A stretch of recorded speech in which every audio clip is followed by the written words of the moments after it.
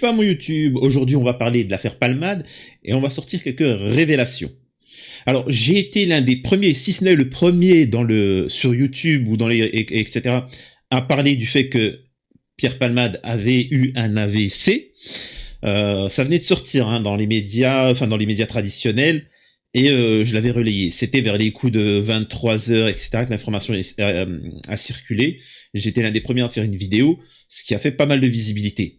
Tout ce que je vais vous dire, là, j'ai essayé de vous faire un petit script comme une vidéo pour YouTube. Ah, il y a du boulot. T'as vu, j'ai même ouvert le bouton de la chemise, j'avais chaud. Pas vrai. C'est pas vrai. Mimi Marchand. Alors, qui est donc Mimi Marchand? Vous allez voir, c'est un cluedo que je vous... Il faut revenir sur certains personnages. Souvent, vous avez vu sur Twitter ou autre, le nom Mimi Marchand qui ressortait. Alors, il faut comprendre qui est Mimi Marchand. Vous allez voir qu'au final, vous allez tout comprendre. Ça va faire le lien entre... Qui commence dans un garage en région parisienne, qui épouse un garagiste, où elle va commencer à se faire un réseau petit à petit, parce que c'est un garage qui est ouvert la nuit notamment, donc elle va commencer à croiser des policiers, des gens des RG, des gens du showbiz, des gens... Elle est proche des renseignements généraux, de certains criminels dans le milieu et dans les médias.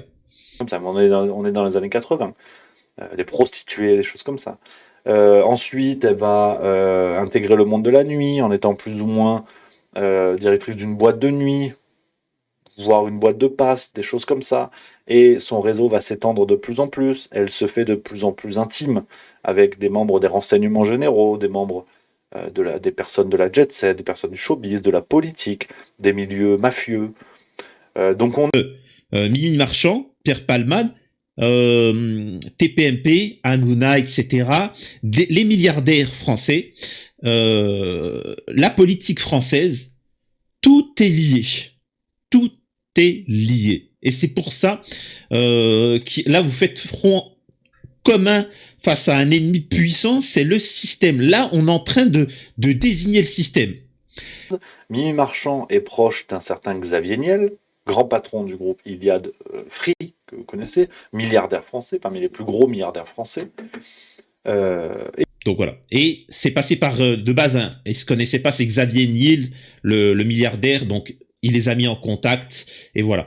Et c'est de là qu'est née cette relation-là. Et c'est pour ça que maintenant, c'est très proche de la famille Macron.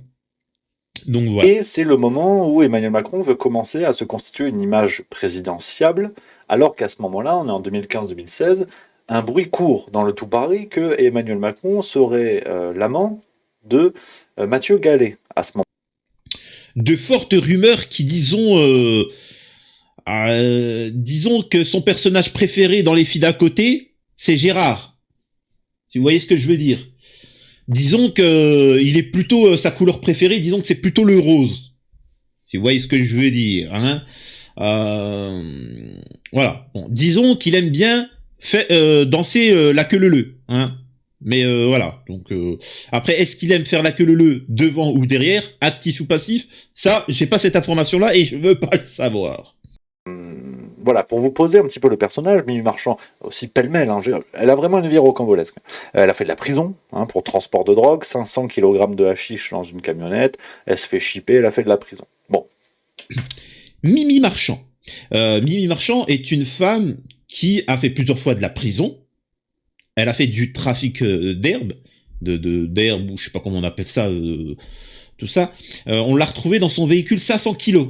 500 kilos d'herbe. Il faut rappeler le rôle de Mimi Marchand dans une affaire qui a été massivement oubliée. Peut-être certains d'entre vous, chers spectateurs, sont au courant. L'affaire Jérémy Ladrette de Lacharrière. On dit sûrement Ladret de Lacharrière. Alors, vous connaissez peut-être le milliardaire Marc Ladret de Lacharrière, gros milliardaire français. On a un article, par exemple, je vous remonte cette affaire-là. Je ne sais pas dans le chat, dites si vous en avez déjà entendu parler, dans le chat, dans le commentaire. On a La Voix du Nord qui a fait un article. Donc bon, il y a aussi une affaire, alors je connais pas bien le nom, je crois que c'est Ladrette de Lacharrière, excusez-moi pour ceux qui connaissent, écrivez en commentaire.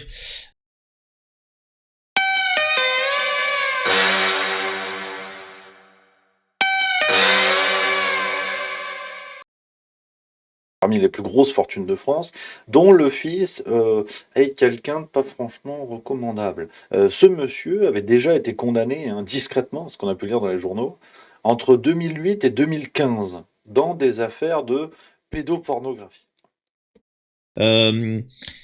C'est quelqu'un, c'est le fils d'un milliardaire qui a été condamné pour pédo. Pour biaiser quiconque. Et il avait notamment déclaré, hein, toujours Sud-Ouest qui nous le dit, il avait déclaré lors de son procès: je souffre d'une addiction aux écrans et je suis éphébophile. J'aime regarder les corps dénudés de jeunes filles âgées de 11 ou 12 ans. Donc, alors, éphébophile, c'est pédophile, en fait. Voilà, non mais. Qui dit clairement, hein, il dit clairement, il est malade, il aime les enfants, les enfants de 10 ans. Il trouve ça magnifique, c'est pour lui, c'est ça. Et il dit que c'est une maladie. Ils sont tous malades. À ce moment-là, une petite séquence que j'ai trouvée assez éclairante, hein, que je vais vous montrer, sur CNews, Pascal Praud, hein, que précis ou pas, hein, que voilà, certains aiment bien en disant il n'est pas comme les autres, ça. Voilà ce qu'avait dit Pascal Praud au moment de l'éclatement de cette affaire. C'était en... Il faut savoir qu'à ce moment-là, ça aurait fait un buzz monstre, mais personne n'en a parlé. Pascal Praud, par exemple, il était là comme ça. J'ose pas dire le nom, parce que c'est pas bien. Hein bref. Deux témoignages-là. Pierre Palmade n'est pas entendu sur un motif de santé, alors qu'on l'a vu se promener. D'aucuns parlent, ce que dit Gilles Verdez, hein, c'est qu'on parle voilà, d'une phase de descente et de sevrage à la drogue, ce qui ferait que son état serait pas compatible avec la garde à vue. Je fais un parallèle sur deux. J'aimerais aussi préciser une chose. Rappelons que la police, la gendarmerie qui se sont occupés de cette affaire-là, ils n'ont rien fait à Pierre Palmade. Ils ne l'ont pas écouté, ils ne l'ont pas entendu, ils ne l'ont pas mis en examen, ils n'ont rien fait du tout. Pierre Palmade, il est open bar. Droit de vie ou de mort sur certains scoops.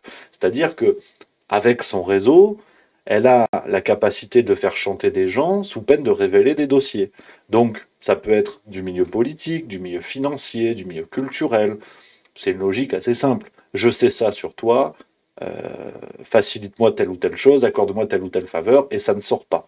Donc voilà. Donc, je tiens aussi à dire une chose. Certes, elle leur a sauvé la mise. Mais c'est ça le piège. C'est qu'elle les tient par les couilles maintenant. Vous voyez ce que je veux dire? C'est j'ai un dossier là-bas, s'il te plaît, tu peux récupérer la vidéo, comme ça je tombe pas. Ouais, y a pas de souci. Je récupère la vidéo. Voilà, merci. Allez, je veux une petite valise d'argent. Tiens, merci, t'as assuré. Ouais. Mais le truc, c'est que j'ai encore la vidéo. Ce qui veut dire que je peux encore les faire chanter.